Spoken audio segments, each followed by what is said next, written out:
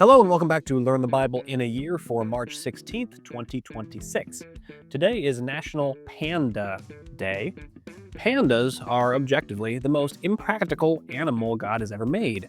They eat almost exclusively bamboo, which has almost no nutritional value, and they are notoriously reluctant to reproduce. They're essentially held together by conservation efforts and sheer stubbornness. And yet, here they are, still going. Good for them.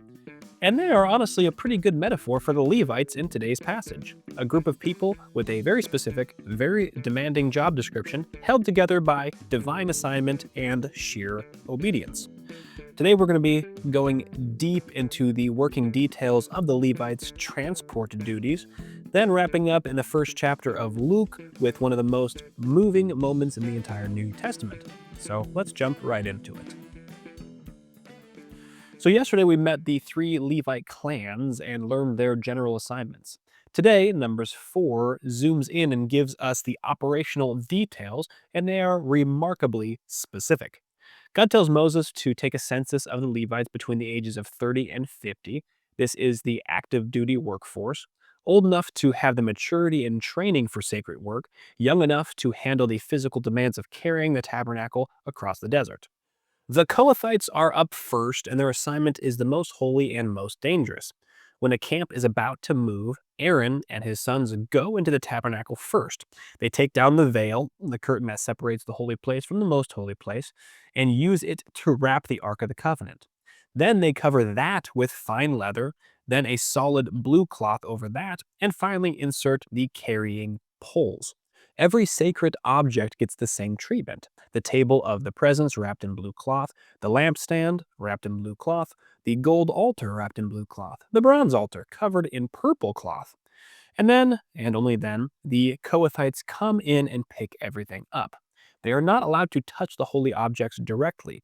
They are not allowed to even look at them uncovered. The text says explicitly, if they look even for a moment, they will die. The question you might have here is, why is God so strict about this? Why does looking at the ark kill you? The answer is not that God is being arbitrary. The answer is that there is a gap between a holy God and a sinful human race, and the connection between the two can be lethal without a mediator. The ark was the footstool of God's throne. The presence of God rested there. And the Kohathites, who were Levites, who were set apart, are doing exactly what God told them to do. Still could not approach the holiest objects without a barrier. This is not a God who is being difficult, mind you. This is a God who is being honest about what he is and what we are. The writer of Hebrews looks back at all this and says, we now have a great high priest who has passed through the heavens, who has opened a new and living way through the curtain, through his own flesh. The barrier is not arbitrary. The removal of the barrier also was not cheap. The Gershonites carry all the fabrics, like the curtains, the coverings, and the entrance screens. The Merarites carry all the structural hardware, the frames, the crossbars, the posts, the bases, the tent pegs, the ropes. Everything is assigned, every piece has a name attached to it. And now we move into the first 10 verses of Numbers chapter 5, which shifts from the organization of the camp to the purity of the camp. God tells Moses to send outside the camp anyone who is ceremonially unclean, anyone with a skin disease, anyone with bodily discharge, anyone who has become defiled through contact with a corpse. This is not about hygiene only, though there are practical benefits. It's about the presence of God in the camp. God says the reason for removing the unclean is so that they will not defile the camp where he dwells among them. The holiness of the camp is not just a social standard, it's a response to the reality that the living God is physically present in the middle of the community. Then the passage takes a turn that is easy to miss. God addresses the issue of sin against another person. If someone acts unfaithfully against the Lord by committing a sin against another person, and notice that framing, sin against a person is described as acting unfaithfully against the Lord, they must confess the sin, make full restitution, add 20% on top, and give it to the person who they wronged. Sin against people is sin against God, and restitution is not optional. If the wronged person has no living relative to receive the restitution, the payment goes to the priest. The point is that the wrong must be made right. It cannot simply be confessed and then forgotten. And now jumping into the New Testament, and we're finishing Luke chapter 1 today, and it ends with one of the most emotionally satisfying moments in the entire gospel. Elizabeth gives birth to a son. The neighbors and relatives are overjoyed, and on the 8th day, when they come to circumcise the child, they assume that he will be named after his father, Zechariah. That is what you did. Families' names carried forward. But Elizabeth says no, his name is John. And all the people around are confused. No one in that family had that name. So they made signs to Zechariah. He's still mute. Remember, he can't talk. He's been mute for 9 months now. And they ask him what he wants to name the child. Zechariah asks for a writing tablet, and he writes 4 words. And those words are, his name is John. And immediately his mouth opens, his tongue is released, and the first thing out of his mouth after 9 months of silence is praise to God. Think about that for a moment. 9 months of silence. 9 months of watching his wife's belly grow, of serving the temple without being able to speak, of living with the consequences of his doubt. And when the moment of fulfillment arrives, when the promise is confirmed, when he writes his name the angel told him to write, the silence breaks. Then Zechariah is filled with the Holy Spirit and prophesies. His song, called Benedictus from the Latin, which is the word meaning blessed, is a declaration of everything God has done and is about to do.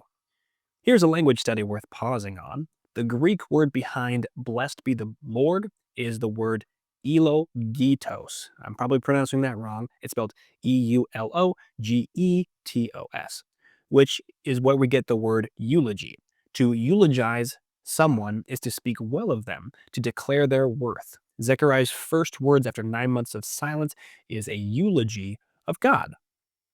The man who doubted is now the man who prophesies. What a full circle for Zechariah. He blesses God for raising up the horn of salvation from the house of David, for remembering his holy covenant, for the oath he swore to Abraham, for the promise of rescue from enemies, so that his people can serve him without fear, in holiness and righteousness all of their days. Then he turns to the baby in his arms. He tells John that he will become a prophet of the Most High, going before the Lord to prepare his way, giving people the knowledge of salvation through the forgiveness of sins.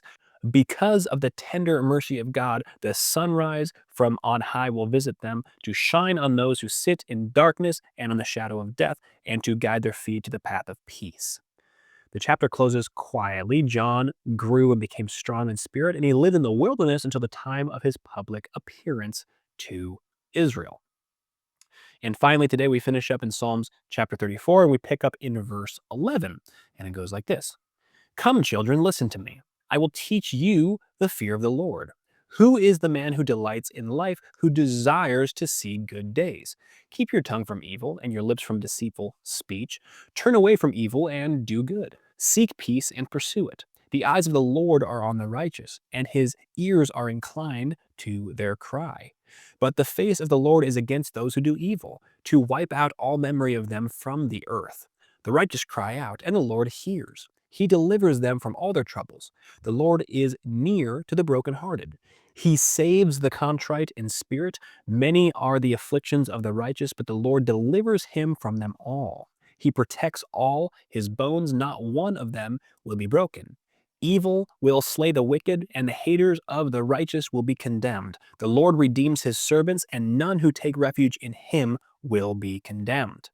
What a great portion of scripture there. And a quick word from our sponsor, Covenant Security Equipment. They're a Christian-owned company that partners with building contractors who build with safety in mind. They provide things like bullet-resistant windows, secure transaction systems and drive-through installations, and much, much more. If this is interesting to you, go to covenantsecurityequipment.com or click on the link in the show notes.